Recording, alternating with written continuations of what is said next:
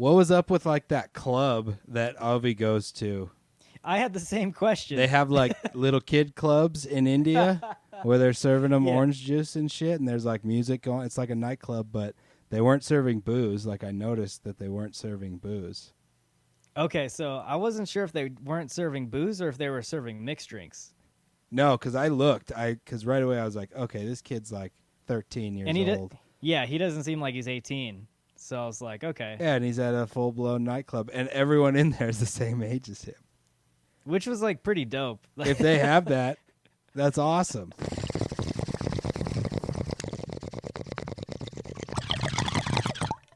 Hey, El Toddo, What's going on?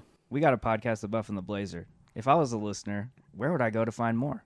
You can check us out on our website, thebuffandtheblazer.com. Drew over there writes a article that goes along with every single episode. You can find all kinds of little extras on the articles, and you can listen to the podcast right there. Also, you can subscribe wherever you get your podcasts. And, of course, we're on Twitter at Buff and Blazer. Follow us there. Get those clicks, people.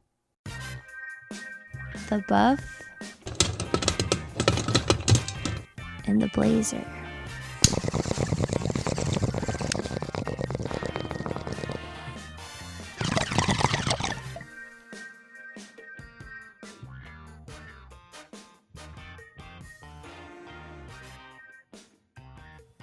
Welcome to the Buff and the Blazer, episode 19. I'm Drew, and as always, I'm here with El Toddo. What's going on, people? And today we're going to be talking about a little Netflix film called Extraction, directed by Sam Hargrave. And El Toddo, I always go into you first and ask what you thought about the film, but how was your pulse after the credits start rolling?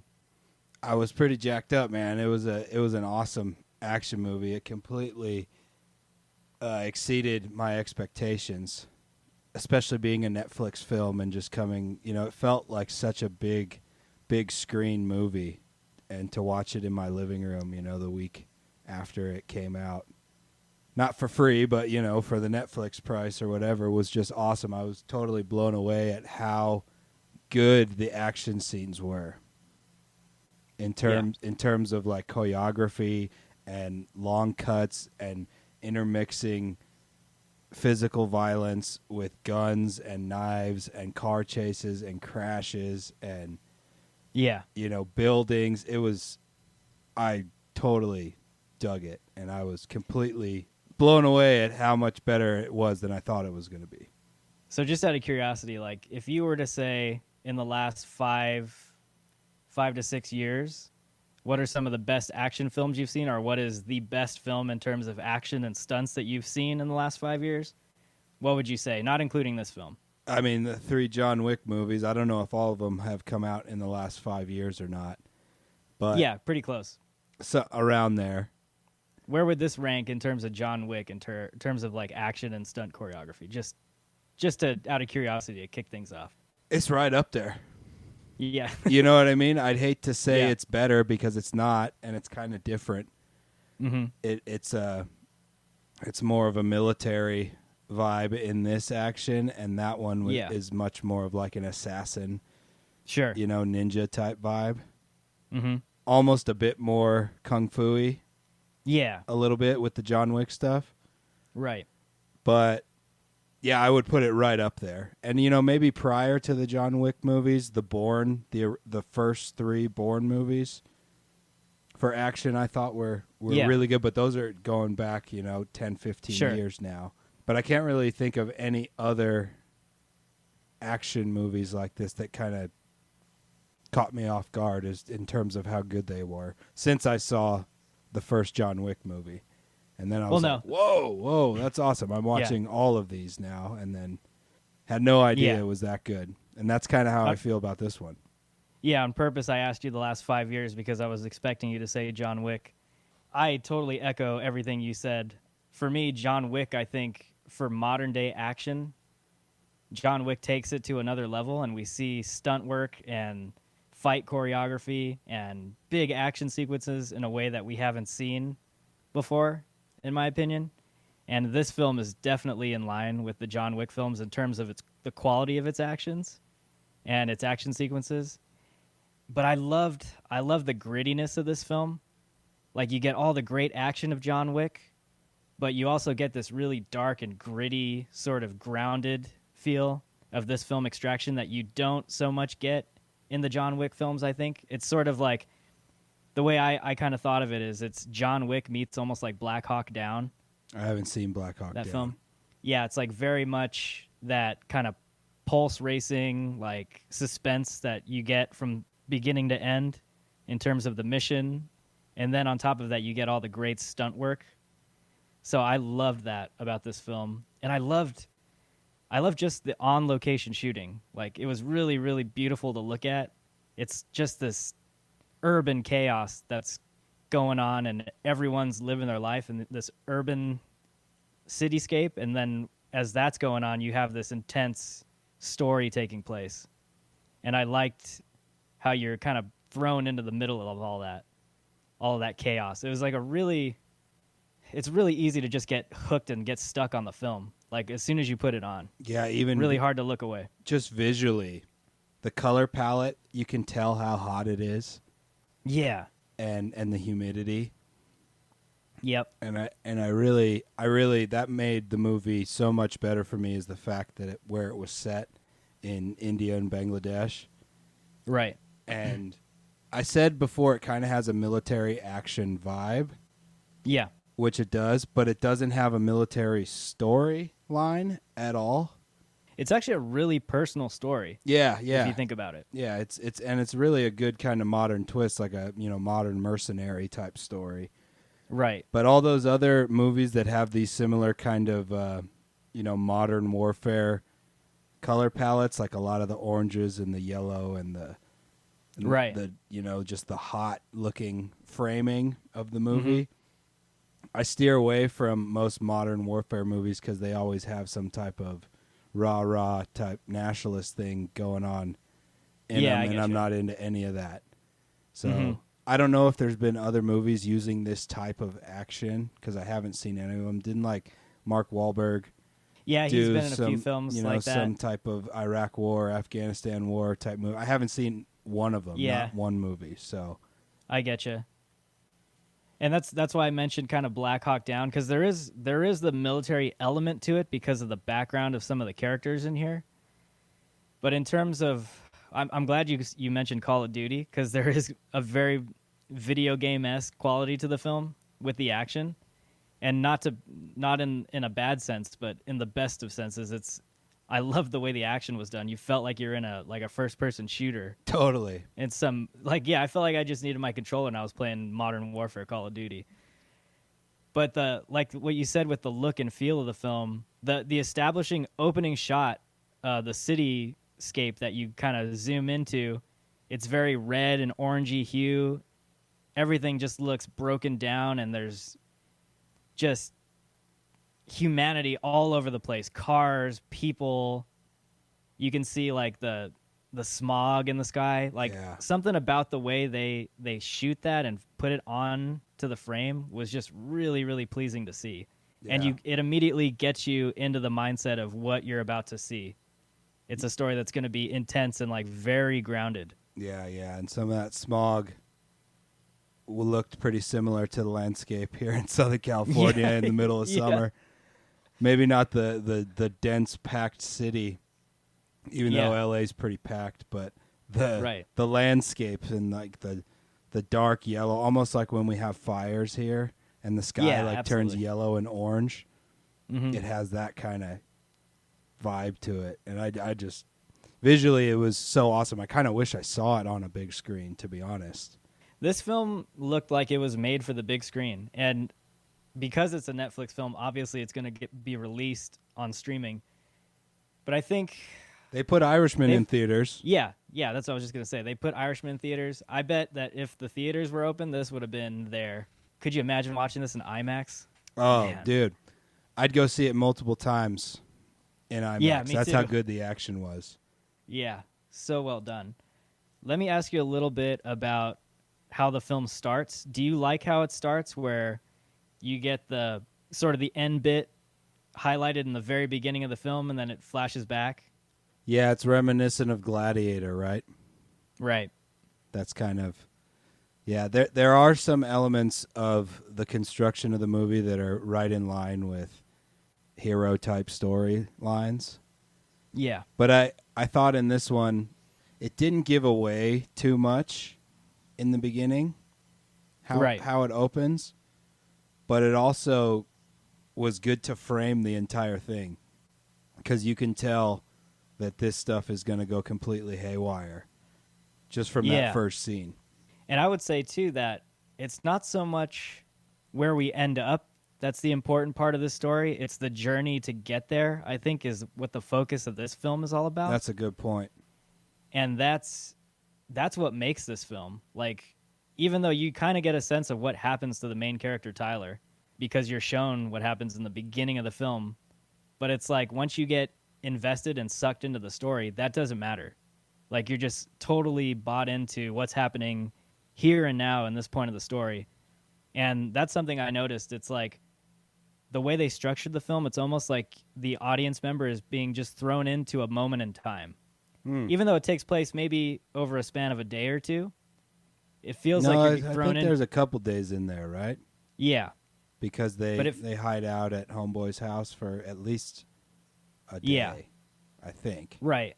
And like minus all of the sort of establishing stuff with the young kid Ovi, but once the plot starts going, you feel like you're almost thrown into this micro moment, and you're just focused on what's happening within that span of like several hours. And I like films that do that when you're just kind of thrown into a moment. Yeah, and it has almost a real time type of feeling, almost like 1917. Yeah, exactly. That's what I was going to say. Not so much a one-for-one in terms of how 1917 was structured, but I like films in that vein that do that. Yeah. And with something that's so action-heavy like this, it's a strength when you have a story like that. Yeah. In my opinion. So this episode, we're just going full bore because it's a Netflix movie, right? It's new, but you can see it if you want to, or do you want to pull the reins back? Well, let's see where the conversation goes. But I'll say that spoilers are on the table if we can get some good discussion out of it. So, warning to all the listeners. But we'll try to do it in a way that's not so obvious about it. Let's talk a little bit about the plot of the story, the way it was set up. The main, I guess, MacGuffin of the story is we have to go and get this kid back from one of the drug lords because the rival drug lord has kidnapped him. And according to IMDb, this is based on a graphic novel called Ciudad. So I totally got the the drug cartel Mexico City vibe going on. That's probably where it's based. Yeah, it has kind of almost a Narcos feel with the villain characters. Yeah. Was the story, did you find it interesting? Did you find it pretty unique? I thought it was pretty unique. I thought it was unique. I mean, on its face, like a Ransom type movie doesn't sound that unique. Yeah. But it's not really that. There's so much more wrapped up in this story than just Ransom and really just the kid even. Mm-hmm. So I thought it took something that's common in movies, a storyline, and twisted it enough and made it interesting enough to follow it.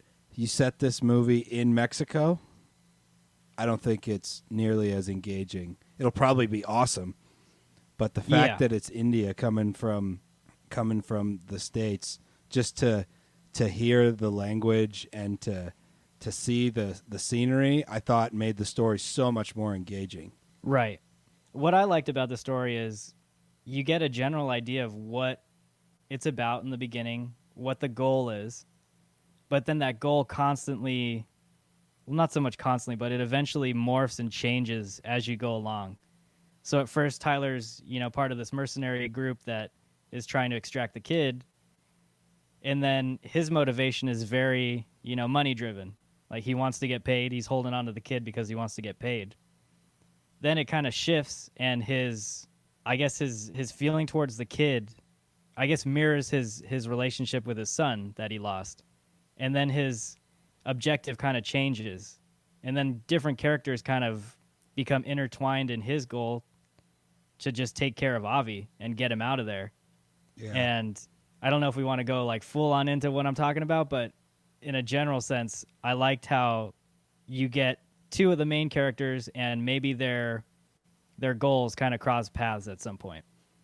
Yeah, and the movie does a really good job of kind of playing both sides of good and bad on both sides. Right. You know what I'm saying? So, well, that's the thing too. I never really got a sense of good and bad in this film. Exactly. Yeah, that's what I'm getting at. So like his motivations initially aren't good. They're selfish. They're for money, right?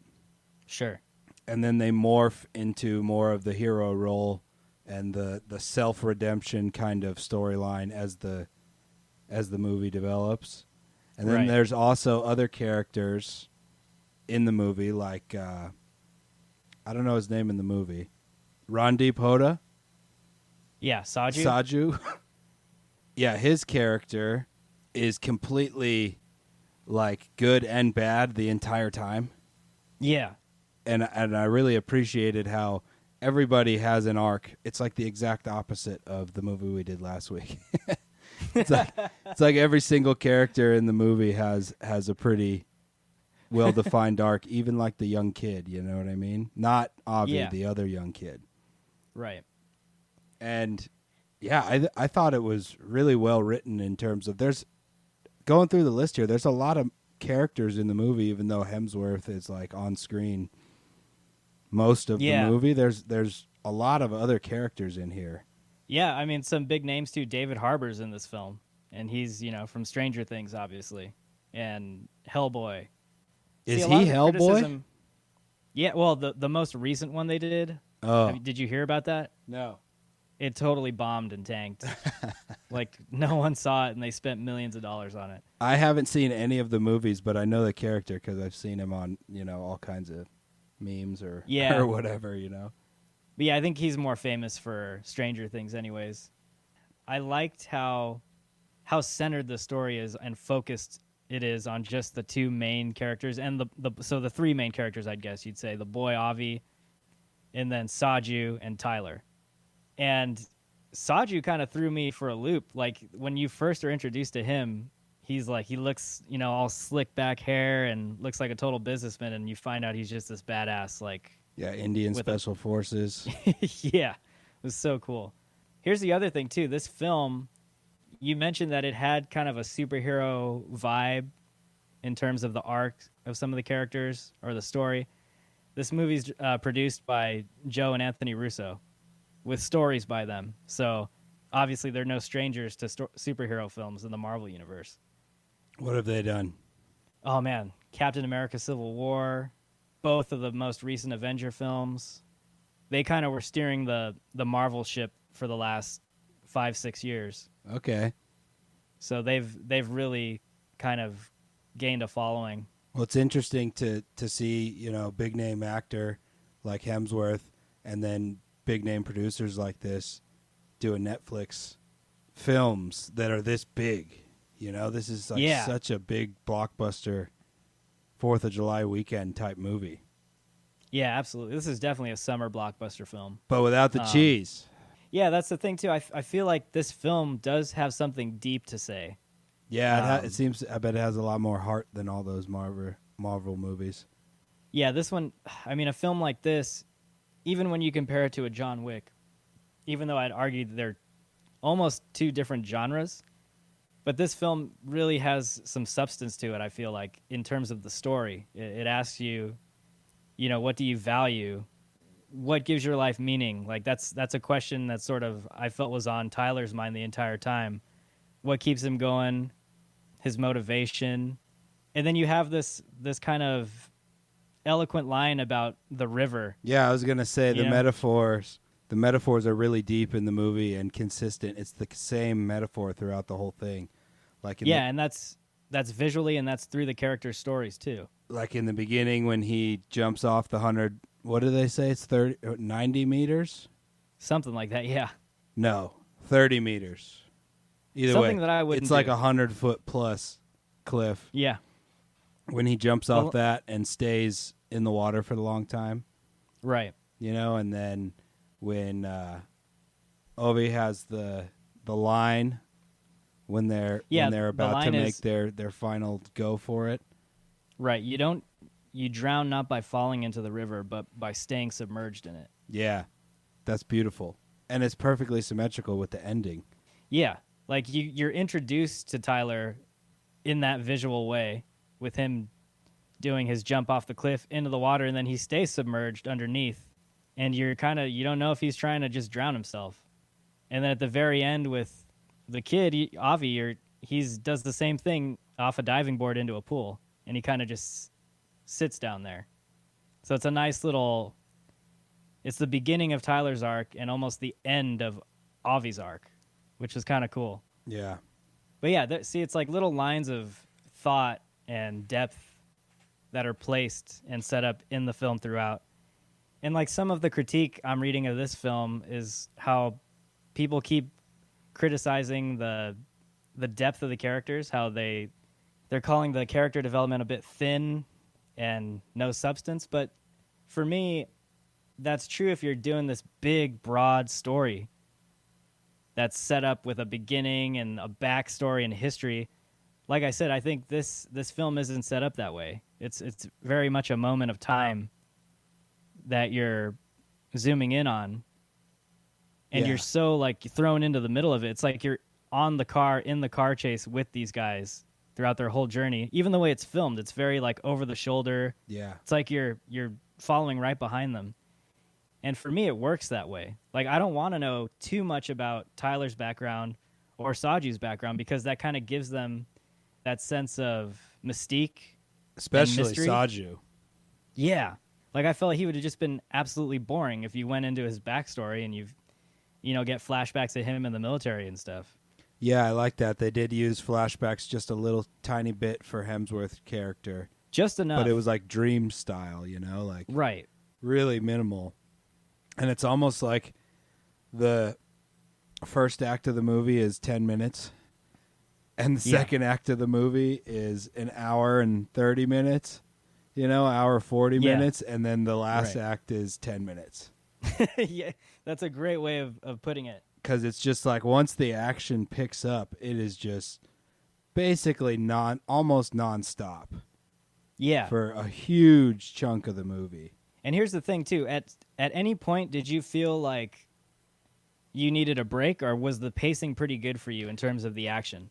No, I thought the pacing was really good, because even with these really long cut fight scenes, like when they're mobbing through the buildings and he's fucking up every guy that comes around the corner or whatever, and he's getting fucked up too. Yeah. Then it'll like slow down, and they'll like be going through people's apartments and there's nothing going on and it's nice and quiet, and then they get out and you would think some big bang would happen and it doesn't. Or jumping into a sewer. Yeah, it's like the action is broken up really nice and still being like extremely long. Yeah. Like the first, what is it, when he basically from when he gets Avi for like the next 30 minutes is like crazy chase action. Yeah. Like it's literally like probably 30 minutes of just madness. And then it only slows down a little bit for a few minutes. Right. And yeah, I thought the pacing was great. I was on the edge of my seat, loving every second of it. Me too. It was it was the quickest 2 hours I ever thought I could sit through. Because there are films that I've seen where the action just seems to take a mental toll on me, and I'm like, all right, you guys need to just take a break and slow down. Like, I'm being hammered over the head with action. And one of those films was Man of Steel, actually, believe it or not. Zack Snyder's Superman film. Is that recent? But one of the more recent ones, yeah. And there's this fight scene at the end that just doesn't seem like it's going to end. And you're just like, please, someone just die. But I never got that sense in this film. I thought the action, and maybe it has to do with the way the action was done, that just keeps you so invested, because it is really, really fun to watch and look at. You really feel like you're thrown into the middle of it. And the believability of how fucked up he's getting from like the cumulative is really good. And same Yeah, with like- Saju's character. Like, they are both so fucked up by the end of that first Yeah. major action, you know? Right. And it's totally believable. And the car, I don't know, man. Everything about the action was so good. Down to, like, the little judo moves and body slams that he's doing on the dudes. All the way man. up to, like, getting hit with the car. Or falling, you know, off a second story. Yeah. Into a street. Like, all of it worked really well and was pretty awesome to watch. Yeah, and we'll definitely dive into some of the stunts in a bit. But one of the things I'll say real quick about the stunts is even just scenes of guys getting their heads like hit onto like the sides of rails and stuff or into like walls and then see their necks going back a bit. That stuff looks so brutal and so realistic. Yeah. I love stuff like that. Yeah. That one guy takes the table to the face. Oh man. Yeah. And on top of all the action though, there are little very dramatic moments within the action, like the scene in one of the rooms that Tyler's in when he's trying to escape and the young kid is holding an old like Enfield rifle and pointing it at him and just shooting an empty trigger. Yeah. Like at Tyler. Yeah. And then there's no score or anything, it's just dead silent and you just get the sense that it's so fucked up, like the situation with Right. like the kids in this drug war. Yeah. I loved how the film doesn't shy away from just showing how ugly and brutal shit is, even when it comes to children. I mean, there's a whole fight scene where he fucks up like 7 Oh, kids, man. dude. Yeah. And he's being it's done so good. He's not just like punching them with all of his might or anything. He's like slapping them around and throwing them. It's so good.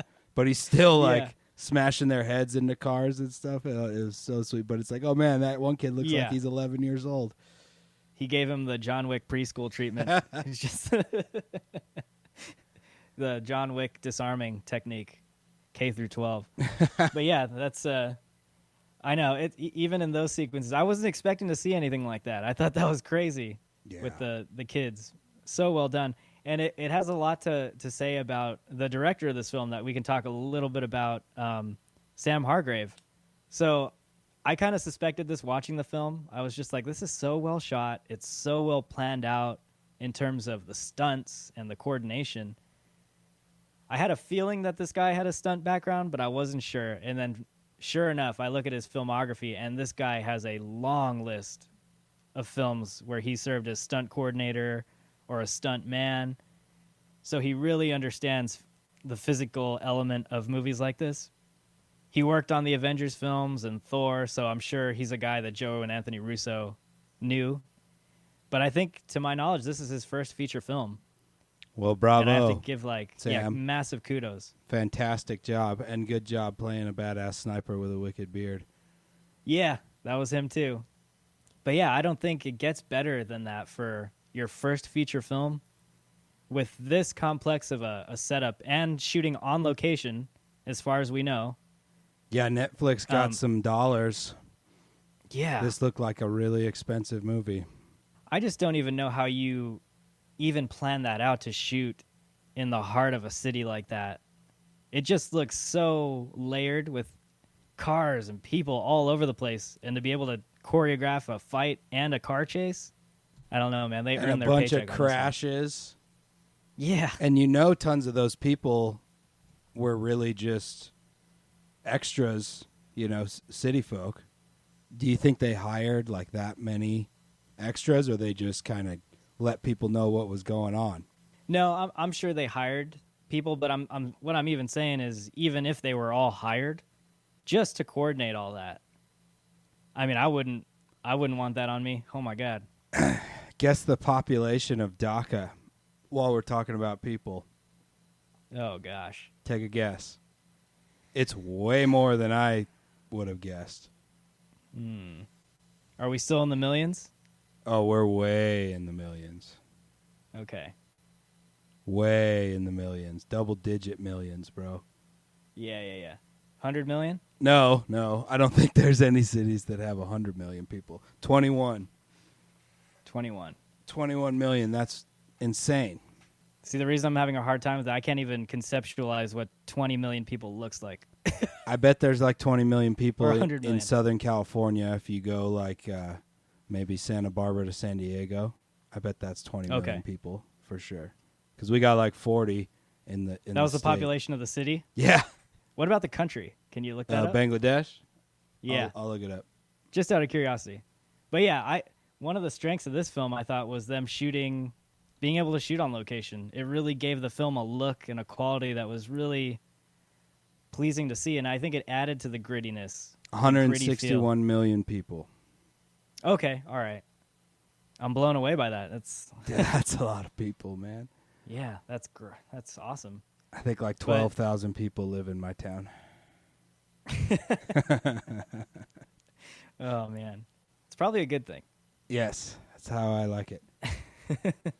Before we But dive in and get into the characters and the acting, Sure. what do you think of how the movie wraps up at the end? Do you think we got an Extraction 2? Yeah, so I had this written down in my notes too because I wanted to ask you, but I wasn't expecting them to end it the way they did. I'm talking about the very last frame of the film. Mm-hmm. And I'm not even going to say what it is because I think it's worth seeing. But what I thought was interesting is you probably could have ended it 2 or 3 different ways. At first, I thought when we see Tyler fall into the river, I thought the film was going to end on that shot of the river. Yeah, me too. And that still would have been badass. Oh, yeah. I would have been happy with that. Of course. I thought it also could have ended in the bathroom. Okay. And that would have been kind of crazy too. But after watching it, you know what I'm talking about. Yeah. Where they did end it, though, I kind of like that because I felt like the film's so gritty and so intense that you're kind of able to take a little bit of a breather at the very end of the film and kind of get a sense that, you know, amongst all the shit and all the chaos, something nice kind of happened. So I was cool with that. I want a sequel. Yeah, I mean, Action curious to movies know- like this, you know, they can go in trilogies and yeah, beyond. I'd be curious to know what the streaming numbers were for this. Yeah, I don't know how to look that up. Yeah, that needs to be kind of a like how they do the box office for feature films. They need to start doing that for these kind of streaming films. But Yeah, I'm sure it was the business model is think- just completely different, right? Yeah. With Netflix, they don't have to be a killer, do they? Like, does a No, single thing on Netflix make more money? I don't know. Does it? No. Because I don't their even whole really. business model is just the monthly subscription, right? Right. And you have like 1 billion people paying $10 a month. I mean, I think yesterday was number 1 on their streaming list Yeah. because I think they show you the ranks, and then today I think it was at a number 2. But yeah, I'm not sure, to be honest, how they take in revenue because, I mean, look at their budgets. You think they're getting all that money just off of subscribers? Dude, just do the math. You got a calculator? Do the fucking math. It's fucking billions and billions and billions of dollars. Well, what I could say though is Netflix started the original series, original streaming film bandwagon that all these other production companies are jumping onto now. And they were pretty smart about it because they knew that they couldn't retain the rights to some of these studio films forever. So they're like, we better get into the original, movies and series game so we can have our own material to sustain us. And this is the kind of quality we're starting to get from Netflix. It's awesome. Yeah. I want plenty more of it. Hey, did you see what was it called? The new Ryan Reynolds action movie on, I think it was a Netflix movie, 6 Feet Under. Does that sound right? It was like a Michael Bay Netflix movie. I haven't seen it. I watched like the first 10 minutes of that movie and then I had to turn it off because I was going somewhere or something. And it was like insane action. I was like, how is this straight to Netflix? And that's how Extraction feels. Oh, okay. Yeah. Like if theaters open back up at some point in July, like Mhm. they should pop this in there. I'd go see it again on a big screen just for pure entertainment. Yeah, no, the quality with Netflix is totally there now. They're making feature film level quality films. And it's kind of nice to see. In the same kind of way HBO does it. Yeah. But yeah, I was just really happy with the quality of the film overall. I thought it was really well done. So just a But yeah, quick Google search. okay. Netflix has 182.8 million subscribers. Okay. So multiply that by... I pay $15 for mine. You pay 15? I don't Yeah. know what we pay. I think it's like somewhere around there. So just say $10. Yeah. So 182.8 million people paying $10 a month. Is that Yeah. 100 and no, it's not 182. It's 1.82 billion a month. Is that Yeah. what the number is? That's what I was thinking in the billions. So 1.82 billion a month. yeah. All right. Well, good on you, Netflix. Fucking A. That's awesome. Well, take all my money if you're going to be giving me more films like That's this. the beauty of it. You know what I mean? It's Yeah. not that expensive. Right. I mean, It's technically 1/10 we could all the get price of your cell phone bill. You know? Yeah. Technically we all get producer credit. So, All right. yeah. It was we worked real hard for this one. We're happy with how it ended. But yeah, let's go into characters now cuz I want to talk a little bit about these guys. Let me ask who your favorite one was first though. Saju. Saju, yeah. Me too. Saju was my favorite. He was so badass. Yeah. And he was very much like Hemsworth character. He was like so badass and had like a really good heart Yeah. too. Because what he's doing, his motivation is family, his protecting his Right. family and his son. Mm-hmm. So it's like a nice dichotomy that he's willing to go to these Yeah. great lengths because his boss's son is the one who's kidnapped. It's like there's so much kind of symmetry in the story like that. Yeah, and it's funny because the way the film frames them in, the action, once you get in the thick of the action, he's kind of painted as sort of the villainous character Yeah. for a little bit. And then Hemsworth is the one with the total shitty, like, end goal of getting his payment, and he's kind of painted as the hero. Yeah. And then at the end, they kind of converge, and I really like that about the characters. They're similar. They have similar backgrounds, I guess, in terms of their longing for family and their connection with their family. Yeah. Even though Tyler's is, his circumstances are a little more messed up than Saji's, but Yeah, Yeah. Saju before all this is living the high life as a, right-hand man for the biggest drug lord in India, right? he looks like a total baller with like his slick back hair and his awesome, nice pressed suit. Yeah. And then he just he looks like a total pretty boy, and then he just becomes this badass. And I was like, damn, really?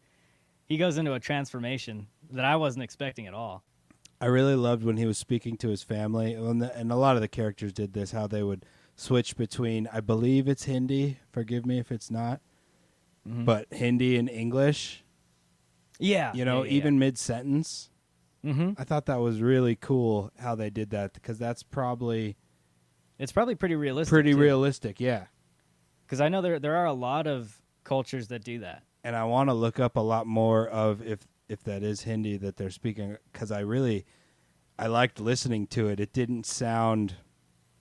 It sounded, like in a language family close to, not close to, but the Indo-European language family. Yeah. Like it sounded like I could maybe pick some up much quicker. Yeah. than, Well, I mean, you're say, brave like- enough to. like a East Asian language or something, Yeah. I'm not even brave enough to take a stab at the language, but Oh no, not take a stab on at you. learning it fluently. I'm just talking like learning some words to get by in the country, yeah. But I love it when films do that, when they're set in a certain place and you get the dialogue Yeah. in the language with the subtitles. Like, I probably mentioned this before during 1917, but I hate films that are set in World War II in, like, France or Germany and everyone speaks English. Yeah. That pisses me off so much. Yeah, I think more movies should, like, Parasite, just not be afraid to, Yeah. to put subtitles in, because the regular language, if it is set, somewhere that doesn't Right. speak English, I don't mind reading subtitles at all. And I absolutely enjoy hearing new languages. Yeah. you never once get taken out of the film because of the subtitles. No. Watching it, it's No. everything floats so well. And going back to Saju, these critics critiquing, the development of the characters, I think that's total bullshit because there's little scenes where, like when Saju's in the hotel room and he's getting ready to just get into bed and he calls up his wife Yeah. and talks to his son. Just little moments like that, you spend like 30, 40 seconds of him having a conversation with his son, telling him, he loves him and he'll be there in the morning. That really fills out the character and it makes you identify with him. And I thought this film was chock full of moments like that for him and Tyler. Yeah. Yeah, especially Tyler's character when they actually have their first little conversation, him and Ovi. Yeah. And he has that great line. I think Ovi asks him, have you always been brave like this? Right. And he's like, no, I'm the opposite of brave. And it's because he didn't have the courage to be there with his son when he was dying in the hospital of cancer. Yeah. Really deep shit, And Yeah. you don't need 15 minutes of a flashback to develop depth in a character, I think. And that's Right. the same with Saju. Like you said, 30, 40 seconds, and you can get a really good sense of where his heart truly lies, Yeah, like had this been a drama and not an action film, I would have said, okay, we need to go back and take a deep dive into the histories of these characters, but this film isn't like that. So that's why for me, the depth that we got, even in just those little moments, even in shots of Soju where you see him in a military uniform, in a photo just on a desk or something. Did you catch that? Yeah. Even little things like that tell you a lot about the character without having to take this flashback that lasts 5 minutes, And how cool was his reveal? He not him as a character, but when it reveals that he's the total badass that he is. Oh, and he's the one chasing them, and he's the one that, blows up the pickup. He totally foils the pickup on his own, Mm-hmm. Yeah. Yeah, his character's super badass. There was a point there though where he gets hit by the truck, and I was like, "There's no way that guy's a goner. The guy's totally gone." But they did. And then he got up, and I was like, "Oh shit!" But they did the accidents in a way where you could see someone surviving it. Yeah. It's not like he got ran over. It's like he got blasted into something else. Mm-hmm. And same when Hemsworth gets blasted too. He does the whole, roll up onto the windshield and then back off the car. Yeah. And I mean, he gets hit by a car, and when he gets up, he looks like he got hit by a fucking car. That's what I appreciated about it. You said that in a previous podcast, right? How your favorite action films are you like when the main characters just get beat to hell? Yeah. Yeah, for sure. Like John Wick gets the shit beat out of him in all those movies. And so does Hemsworth in this, and Saju. Yeah. Either this month or next month, we're going to, next month, maybe the month after, we're going to do Atomic Blonde at some point. Yeah, actually, I think I can get it. I can get it on Vudu or whatever. I'm sure you can find it somewhere on HBO or something, but we got to do that film. Yeah, that'll be May's hot chick kicking ass. Yeah. Movie. Yeah, that's right. Yeah, we got to do that. What did you think of Avi? As a kid, he doesn't have a whole lot of dialogue or a whole lot of lines. I thought he was really convincing. Yeah. In his character, he's living this rich, lavish life of the son of a drug lord. Mm-hmm. And all he wants is to be a normal kid. Yeah. And I really liked how he got better at following Hemsworth or Tyler's direction as the movie went on. He has his own little arc. Yeah, he has his own arc of becoming more of a badass, and that kind of culminates at the end of the movie when he's smart enough and sly enough to get across the bridge. Yeah. I really like that because you can tell he was learning from Tyler's character throughout the whole thing. Yeah. As they were bonding and whatnot. But I thought he did a great job. this film I thought worked because of his character. And the reason I say that is because it's so dark and gritty with Tyler and Saju that you need some element there to give it a sense of heart and a sense of almost innocence to drive the story along. Yeah. So you're not just bogged down in the grittiness and darkness of everything going on. Mm-hmm. And I thought he did such a great job of bringing this kind of innocent, lighthearted. I can't think of any other way to describe it. He gave a sense of heart to the story, and he really helps develop Tyler as a character when they have that exchange in the house. Yeah. And they play off each other, and you see him rubbing off on Tyler and kind of grinding down the hard edges. Yeah, and he even has his own triumph. We won't give it away because it's kind of a big part of the movie, but he has a pretty awesome triumph. I guess it's a triumph, more of like a ultimatum or something, but yeah, it's really good. His name is Rudraj Jaiswal. Hope that's even close, but he did an awesome job. Yeah, he was a great dramatic actor. I mean, I bought that scene alone between him and Tyler. It was so well done, and he gives such a great performance. I mean, I hope he's in other big films. I'd love to see him. A lot of these Indian actors, I think most of them are from India, right? Yeah, and I'm sure they're big in Bollywood. Like Bollywood has their own awesome lineup of cinema just happening every year, and there's so many great films coming out of India. Let's do some. Let's try and do that. How have you seen? I've never seen a Bollywood movie. I've seen clips of the musical dancing type stuff, but I've never. See, I don't know if Life of Pi is considered a Bollywood Oh, that movie's film. awesome. I watched that movie on mushrooms once. Yeah. I'm not sure if it's a strict one-for-one Bollywood film, but I mean, they have so many great films coming out like that. There's a reason they call it Bollywood. It's just the quality of the films coming out are really, really well done.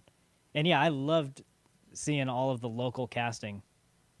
It was really, really cool to see. And it's my favorite part of the whole thing. It just draws you in so much more because they're all new faces, Yeah, it's so refreshing. You're not seeing the same old actors getting recycled. And it's always much more believable when you've never seen an actor before, right?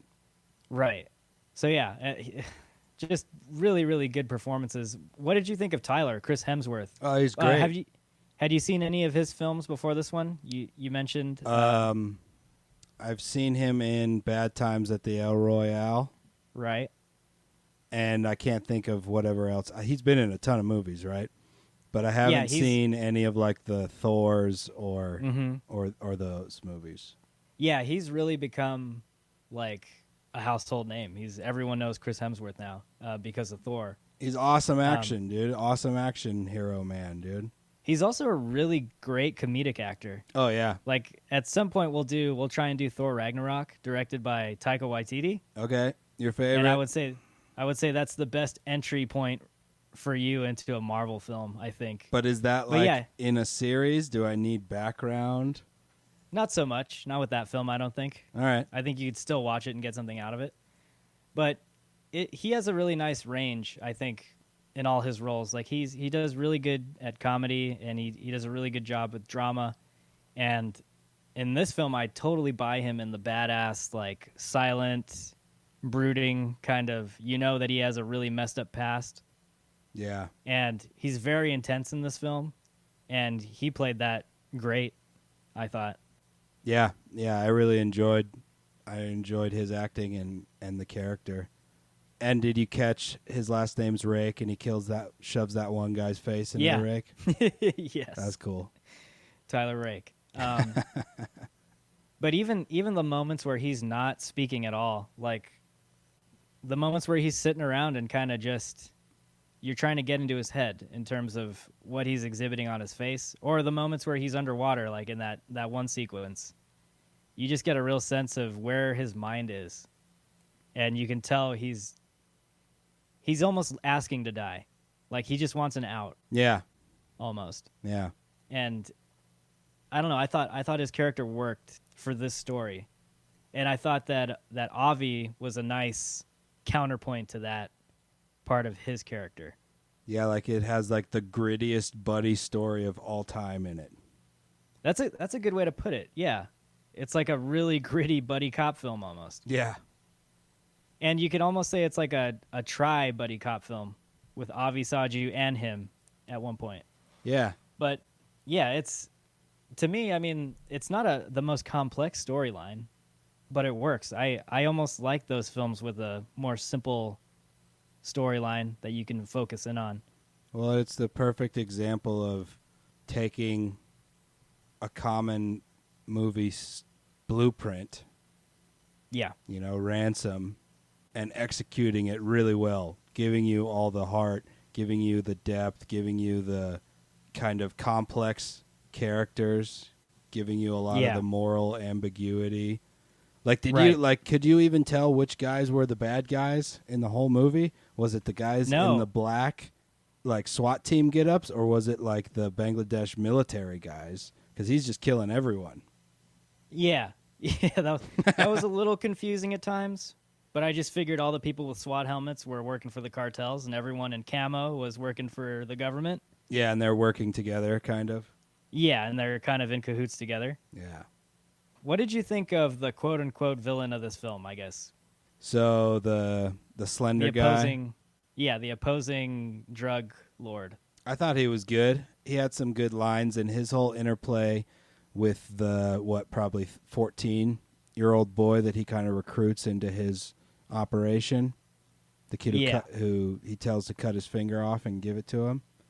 Right. His character's name is Amir Priyanshu Panyuli is the actor's name. All right. But yeah, I kind of got this Joker vibe from him. Like, at any point, you don't know if he's just going to completely go nuts. Yeah, he never lost his shit throughout the whole movie. No. And he's very, very dark. But I mean, yeah, maybe if I had one little critique of this film, it's that, I mean, he's the main bad, I guess, obviously, but he's kind of a, cookie cutter bad guy, which is fine because he's a drug lord. Yeah. I mean, how complicated can you get with a drug lord, really? Yeah, and he's not the main part of the story. No. So that's so why I'm saying it's like very minor for me. Yeah. Hey, I got a question, one quick, before we move on. Yeah. What was up with, like, that club that Avi goes to? I had the same question. They have, like, little kid clubs in India where they're serving them orange juice and shit, and there's, like, music going. It's like a nightclub, but they weren't serving booze. Like, I noticed that they weren't serving booze. Okay, so I wasn't sure if they weren't serving booze or if they were serving mixed drinks. No, because I looked. Because right away I was like, okay, this kid's, like, 13 years old. He doesn't seem like he's 18. So I was like, okay. Yeah, and he's at a full-blown nightclub, and everyone in there is the same age as him. Which was, like, pretty dope. If they have that, that's awesome. That's so cool. Yeah. I saw that scene, too, and I kind of was scratching my head a bit. I was like, that's different. I didn't know that went on. When I traveled to Australia, like 11 years ago, I don't know if the drinking age was 18, but they had, like, there was a bunch of, like, 16-year-olds in the club that I went to one time in Cairns, and it was fucking weird. It was really weird. I left pretty quickly. Here we just have these countrified 18 and up line dancing clubs out in Old Town Temecula. The Stampede. I've never been to one of those, but we got one out here called the Branding Iron. And, like, they're related. Dudes get shot there all the time. Oh, God. It's down in San Bernardino. Okay. So similar to the club we get in Extraction, then. Yes. Yes, I think these guys are a little more highly trained, though. Yeah, definitely. But yeah, did you have any last, like, comments about any of the other characters you wanted to talk about? Anything that kind of stuck out to you? I just want more of this international flavor in my movies, to be honest. Yeah. I enjoyed that so much, to have so many actors that I've never seen before, because I just buy in a lot more, and I dig that. And I think, too, like, that could be kind of a benefit of having Netflix step in and do a film like this, because they're not so much worried about box office. this isn't Warner Brothers or Universal Pictures where they're hoping that, they make a return on their $100 million, $200 million investment. So I think Netflix is in kind of a nice position where they can do things like this and not have to worry. Yeah, they can say, yeah, we'll make it up next month. It's okay. No, but it sounds like they really just let directors and, the people who are working on these movies just do their thing. Yeah. You think about Irishman, Scorsese, you make a 4.5-hour movie that's right. That's everything you've done before times a million kind of thing. They're just like, yeah, go for it. And then this movie, yeah, you want to film in so what, you've never directed a feature before? Bangladesh and India? Go for it. Shoot it on location? Yeah. You got this. What do you need, $50 million for explosions and cars to wreck? Go for it. I don't know. How much any of this shit costs. All right, well, this is the part of the show that I'm most looking forward to. Let's talk about some of those exploding cars. Yeah. And shit. Man. Okay, so just to kick off the action sequence with the car chase, am I remembering correctly? Does this begin with the car chase? No. Okay. He gets taken into the place on purpose. Right. Oh, that's right. Yes. He gets proof of the kid. Yeah. He gets taken out with the hood on, and then he fucks the guy up with the hood on and his zip ties and all that, and then he comes in and fucks the entire room up. Right. With a little help from his sniper. Yep. At one point. And then he gets the kid out of there, and then they get in the car, right? Yeah. Yes, because I remember correctly. They get in the Mercedes and then bolt. Right. But maybe the crazy chase scene is after the blown extraction. No, yeah, that's right. That's when you're talking about, right? When Saji's chasing him. Mm-hmm. Okay. They try to get him to the ship, to the boat, and that goes wrong. And then there's so much action in this movie. It's insane. I'm trying to think, and it's all great. But I'm talking about, that intense car chase after the failed extraction. That was I don't know how you even start off planning something like that. Yeah. The way they positioned extras and vehicles and props, little side restaurants, all in the city streets, and the car chase going through all this stuff. Where do you even start with that? Yeah, how did not 57 people die in the making of this movie? That's what I was thinking. Could you imagine? Yeah, and the way the camera goes from outside the car, around a corner, then inside to the car, and then, it's so cool. And it's all done in the kind of 1917 really long cut fashion. Yes.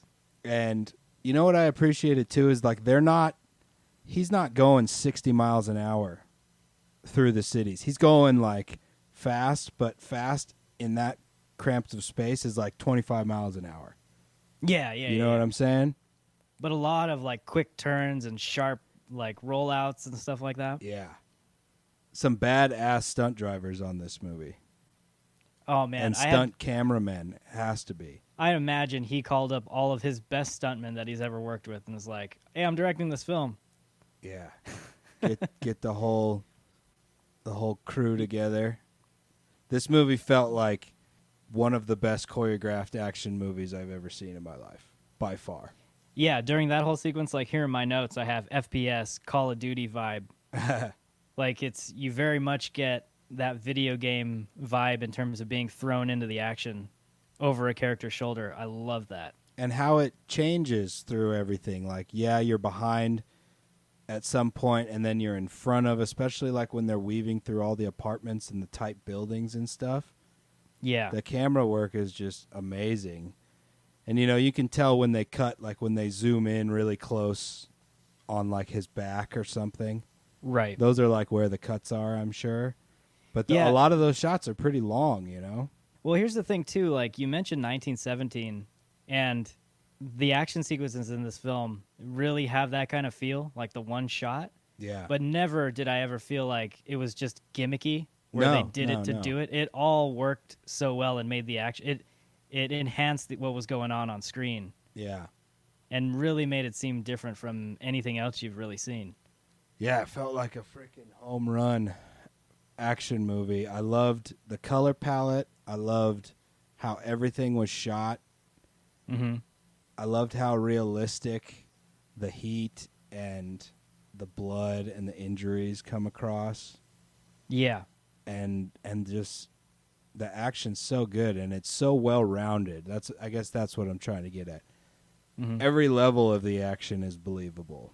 Yeah. The gun action, the knife action, the grappling and the striking, like it's so awesome, man. Yeah, and that's the other thing too. Like, I'm glad you mentioned some of the gun stuff. Like some of the most realistic, I guess, and I can't even say realistic from my point of view because I've never been in a situation like that, but Saving Private Ryan, to me anyway, felt like it had some of the most intense, realistic gunfire sequences I've ever seen on film. Okay. And I got that vibe from this movie.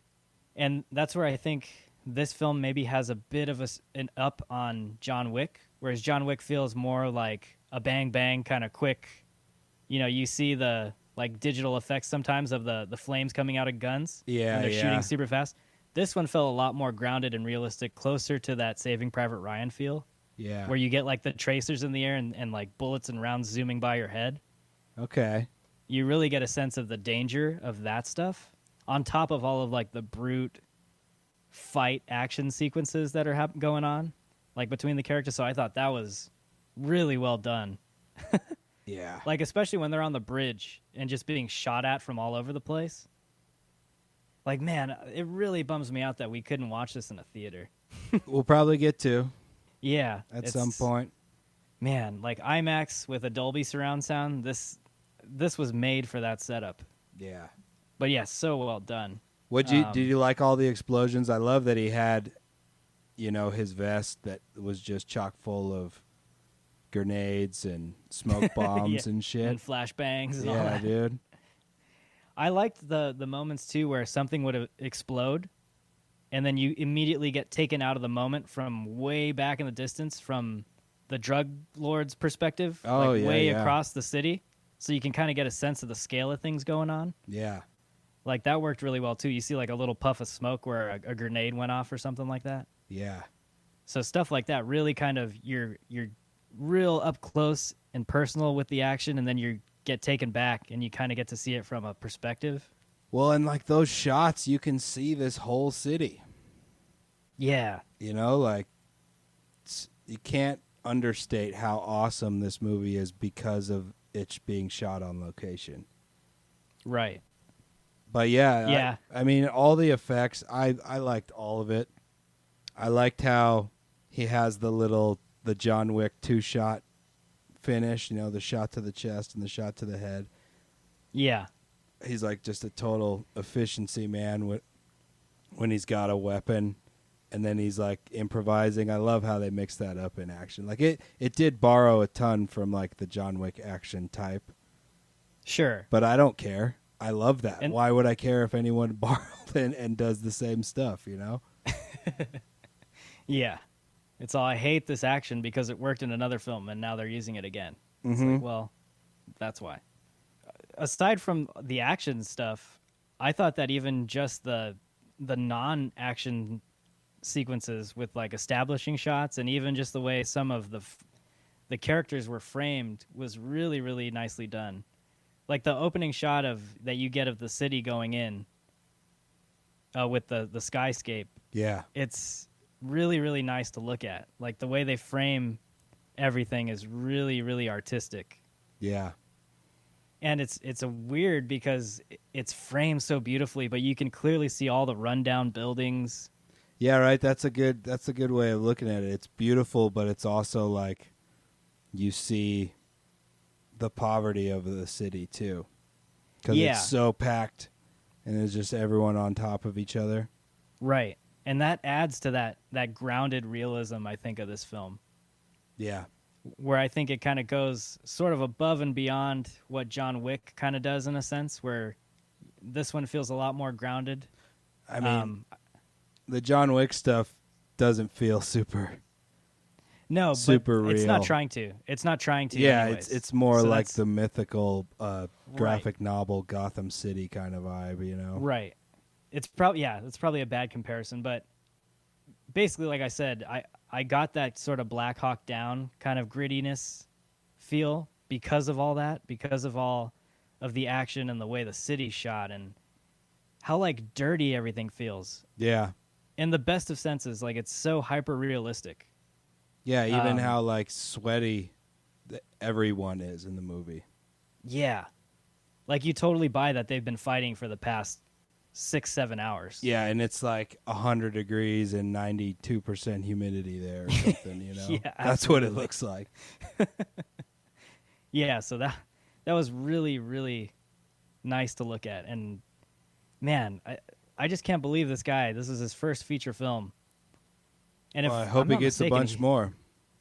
Yeah, I think he's only even done maybe 3 or 4 shorts before this one. So yeah, heck of a job, like for a first go around. Awesome. So was there a particular part of the action that was your favorite that you found the most enjoyable? The kid fight when he fucks up all the kids in the alley. Yeah. That was my favorite part. Because Yeah. I was laughing. Because I was waiting for me to find something I didn't like about Right. that. The fact that he's Yeah. beating up a bunch of kids. And the way they executed it, I was just like, oh, it's perfect. He's slapping them. He's making them hit themselves.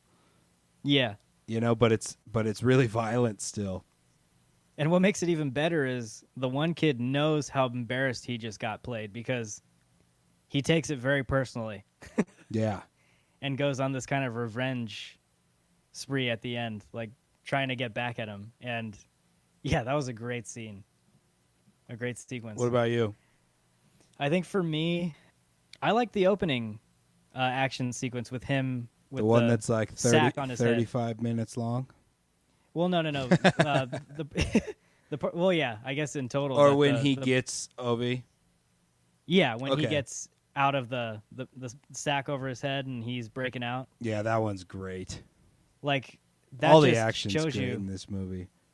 Yeah, just that little 5-minute sequence in the house there shows you what you're in for, like for the rest of the film. Yeah. And everything's just so intense. Man, yeah, my heart was racing throughout most of it. And I like that they played up how much bigger he is than all these dudes. Because they're yeah. all guys like mine and your size. Well, did you pick out the scenes of him walking just in the streets? Yeah, he's so much bigger than everybody. He sticks out like a sore thumb. Yeah. He seems like an actor that actually is that big. Oh yeah.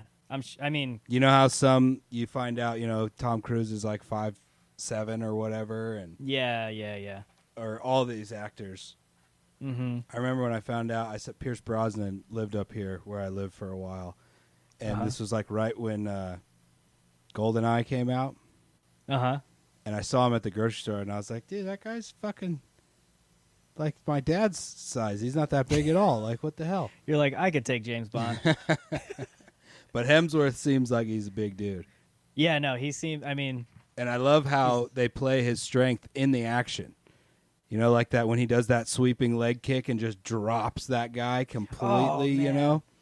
I totally forgot about that. I've never seen that before on film, where he just like overpowers the guy under his feet. Yeah, and he like kind of suplexes that one guy right onto his head.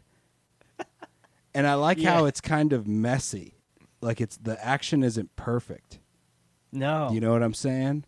it's very like blunt and brutal and. But just there's raw. like not really mess ups, but like you can. It's not like the choreographed. He punches, that guy flies across the room. right. It's like even when he suplexes that guy, it probably would have been more epic to have him pick the guy way up in the air and slam him through a table. But he like just does a quick suplex, the guy right onto the back of his head. It's not even like he gets off the ground very much. And it's Yeah. almost like Hemsworth almost smashes his head into the ground too, and it doesn't look like super choreographed. Mm-hmm. I dug it. I don't even know how you shoot that. I think Like, it's a assuming dummy. this is all I think practical. that scene itself is a dummy that he's suplexing. Because like if Like you a close-up, the way an insert. the Yeah. way that scene goes down, if that was a stuntman, he'd have a broken neck. Yeah. You know what totally. I mean? Right. It has to be a dummy. Man, I don't know. So awesome. But it doesn't though. look like a dummy. It definitely doesn't look like a dummy. That's no, the thing. but if it It's- was a real man. person, they're fucked they'd up. they'd be toast. Oh man. Yeah, I'm trying to think if there was anything else, like even some of the visual effects, like with the helicopters and stuff like that, and the RPGs. I mean, I'm sure a lot of that is CGI'd, but that all looked really well done to me, especially in the bridge sequence. Yeah, and I think it has a lot to do with like the far away shots. Yeah. Like the helicopter shots, because there's shots when you're in the helicopter, you know? Like there was maybe one Or scene. both helicopters, I should say. Yeah, I think there was one scene that involved the truck. You know, when they ditched the truck under the bridge Yeah. and let it kind of like explode. And they jump off, yeah. Yeah, that one I could kind of tell was like a CG shot, but I mean, most of everything, you can't even tell. I thought they did a good job of blending everything, and everything looked pretty realistic to me. I loved it. I loved all the action. I'll take another, please. Oh, and then I also like, real quick, the sequence with the sniper at the end of the film. Okay, yeah. The general. Yeah. And the whole The little crooked enemy general. at the gates. Yeah, the enemy at the gates thing. Mhm. Homage they have at the end. Oh, that was so cool.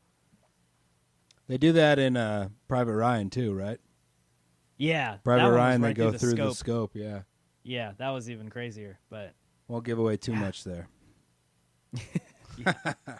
What about So that score, was- man? again, this is another thing I thought complemented the film really well. So for me personally, even from the very beginning, without all the action, just the opening shot with the score going on, you still feel very uneasy. And all you're being shown is the city. Like, that's all you're being shown. And the camera does these nice overhead panoramic shots, kind of slowly giving you scenery. And then the score is like slowly building, and it has this tension. And you feel that tension throughout the entire film from start to finish. And you really feel uneasy. The only moments where you kind of feel like your heart's taking a break a bit is when you have the back and forth, like in the bedrooms and stuff with Tyler and Avi, or with Saju being on the phone. Yeah.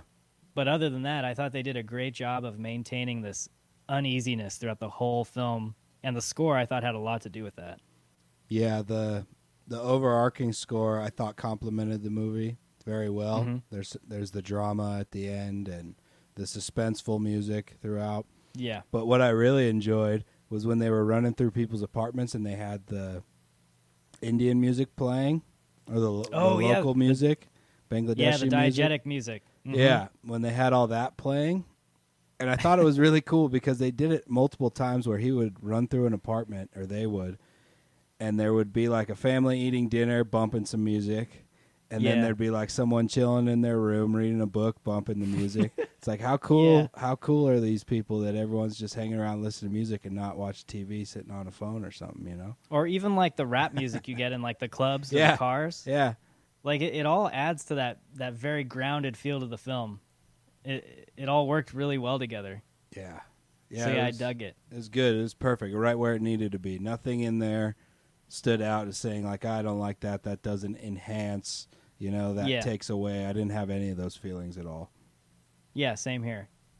So that's a thumbs up for score from me and you. Yes. Yes. All right. Not always the case sometimes. No, not always. Actually, most of the time. All right. So overall, what would you say? What are your closing thoughts of Extraction? If you had to pitch this to somebody who hasn't seen it. If I had to pitch it, I would just say it is a fantastic action movie if you like action movies, and it has some heart to it as well. It's just on par. Like if you tell people you got to watch John Wick movies, they're awesome. Same thing with this movie. Totally Yeah. awesome. Fun ride from the beginning to the end. Really cool characters. Yeah, just totally worth watching. Yeah. No, and I'll add to what you said. If you like John Wick and you want to even maybe take it up a notch and get grittier, Yeah. this film is for you. Like, Get a this little film more has- realistic. Get a than little more John Wick. realistic, but same caliber of high quality stunt work. I mean, if I had to teach a course on stunt work, which I don't even know if they do, but if they did, I would show a film like this. Oh yeah. Like, this is clearly the person in charge of this film, Sam Hargrave, has a history of stunts in his career, and it comes across so clear in everything. Do they have a best stunt coordinator award at the Oscars? No. No. And they've argued to have that too, I think. And they should. I mean, Do they have But yeah, this- action anything at the Oscars? I think it's like visual effects and practical effects, Oh. if I'm not mistaken. And I Fuck think that. that all Put kind of gets action in thrown in there. there. But yeah, best stunt work, they don't have an Oscar just for that. They should. And Sam should get one. Yeah, it's like here, I just typed in real quick in Google, and there's an article here by Vulture. It's time for a best stunts Oscar. And this was just written last year.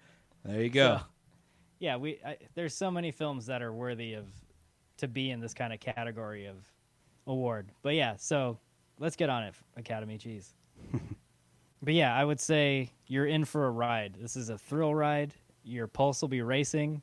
It's not all just dumb action, though. The film has heart. It has depth to it. It raises some important questions and themes, I think, that you can get from moments in the film. It has good metaphors, about not giving up and blah, blah, blah. Yeah. The metaphors are done So nicely. good. They're not cheesy, Yes, so good. Blah, blah, blah. But yeah, I think you could get something out of this film if you're looking for all those things we mentioned. And I can't stress enough, for a first go-around from Sam Hargrave, man, nice. Kudos. Do you have anything you hate about the movie? Because I don't. Like I said, it's not even a hate. It's just an observation. Like, the villain for me was just kind of what I expected him to be, considering the story. See, if I go, But I mean, I think if they go sequel, he will be Yeah. back. yeah, I could see that. Homeboy needs I mean, I some would- revenge.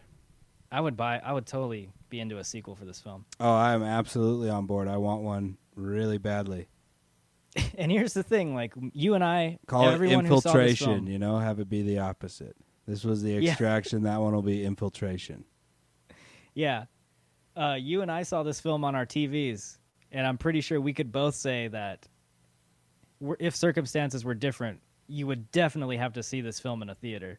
I'd see it multiple times in a theater. It was that awesome. Yeah, this film was made for the big screen, and that comes across very clearly. And hopefully So it if- will be there, in July or August or December or some shit. Who knows? Yeah. So hopefully you can, like, turn up your speakers and get pretty close to the TV and put this film on, because unfortunately that's the best you're going to get right now. But totally worth seeing, and I think you and I would both recommend it. So let's see what's your ultimate score for this. I am going to give this movie a 4.5 bong loads. All right. Oh. I absolutely loved it. I was completely caught off guard by how much I liked it, to be honest.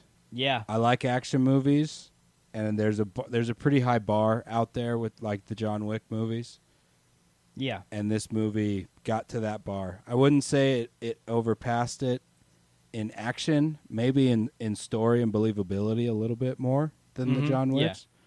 But yeah, 4.5 bong loads. I was smoking some amnesia from Seedsman on this that I grew an autoflower plant. It was like a sativa, had my heart bumping the whole time. It was perfect. I absolutely loved it. What about you? All right. For me, I'm going to give it a 4. Okay. This film is solid, and 4 is a solid score for me. Oh, yeah. Especially considering it's an action film. I wasn't expecting to get the kind of depth that we got with this one.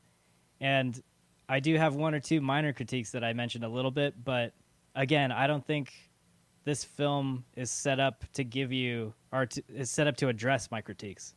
So with that all in mind, I'm going to give it a solid 4 out of 5. I really enjoyed it, and I recommend this film to anyone that's looking for a really well done action heavy film with some depth to it.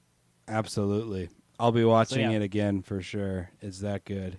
So yeah, 4 buckets of popcorn. That's what we got for y'all. Episode 19 of The Buff and the Blazer. We just discussed Extraction, directed by Sam Hargrave. And you guys should go out and give it a watch on Netflix. It's worth your time. It's 2 hours that'll go by really quickly. Yeah, it's absolutely worth it. It's one of those movies that if it was on while you were flipping through channels, no matter what part of the movie it was, you would have to watch the rest of it. Absolutely. Because you'd be like, all right, let me just hold on until he does this, and then that would have you like, wait, he's going to do this next. And you just end up watching the entire thing. Definitely. Thanks for hanging with us, guys, as always, and we will catch you on the next one. Stay safe out there. Peace.